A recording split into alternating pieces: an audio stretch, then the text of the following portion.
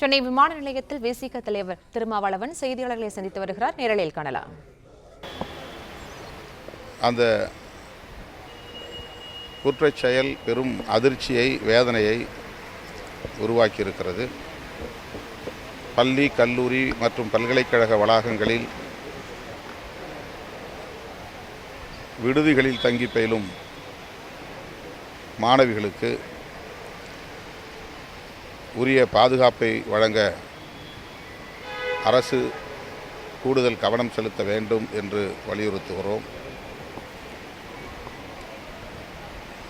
இந்த வழக்கை பொறுத்தவரையில் கைது செய்யப்பட்ட நபரையும் தாண்டி ஒரு சிலர் அதில் ஈடுபட்டிருக்கக்கூடும் என்ற சந்தேகம் வலுவாக உள்ளது. ஆகவே அரசு, குறிப்பாக காவல்துறை,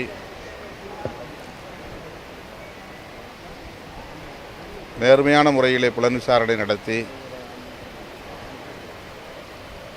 குற்றவாளிகள் யாராக இருந்தாலும் அனைவரையும் கைது செய்து உரிய நடவடிக்கை எடுக்க வேண்டும். கைது செய்யப்பட்ட நபருக்கு உடனடியாக பிணை வழங்கக்கூடாது. அவரை சிறையில் வைத்தபடியே புலன் விசாரணையை முடித்து குற்றப்பத்திரிகையை தாக்கல் செய்து வழக்கு விசாரணையையும் முடித்து தண்டனை வழங்க வேண்டும் என்று விடுதலை சிறுத்தைகள் கட்சி வலியுறுத்துகிறது. அதுதான் சொன்னேன், அந்த மாதிரி ஒரு சந்தேகம் இருப்பதனால்தான் நேர்மையான புலன் விசாரணை தேவை. குற்றத்தில் ஈடுபட்டவர்கள் யாராக இருந்தாலும் அவர்கள் அனைவரும் கைது செய்யப்பட வேண்டும் என்று மீண்டும் வலியுறுத்துகிறேன்.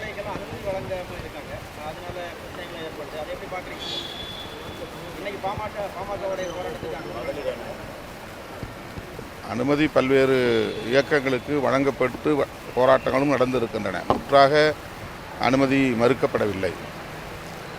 இதே பிரச்சனைக்கு பலர் பல்வேறு இடங்களில் போராட்டங்களை நடத்தியிருக்கிறார்கள்.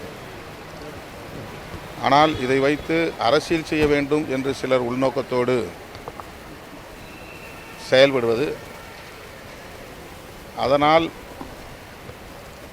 அரசு அதற்கு ஒரு முற்றுப்புள்ளி வைக்க வேண்டும் என்று அணுகுவதாக தெரிகிறது.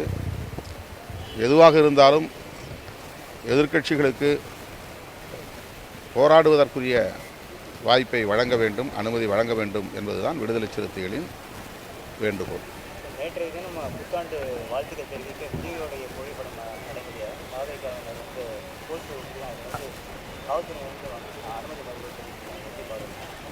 பறிமுதல் பண்ணியிருக்காங்க. எல்லா போஸ்டையும் பிடிச்சிருக்காங்க. அது இல்லை, அந்த கவர்னருக்கு கொடுத்த அறிக்கையை துண்டறிக்கையாக கொடுக்கும்போது பர்மிஷன் இல்லாமல் கொடுக்காதீங்கன்னு சொல்லியிருக்காங்க.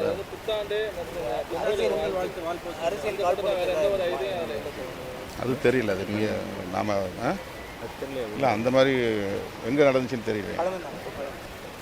அது மாதிரி நடக்கக்கூடாது.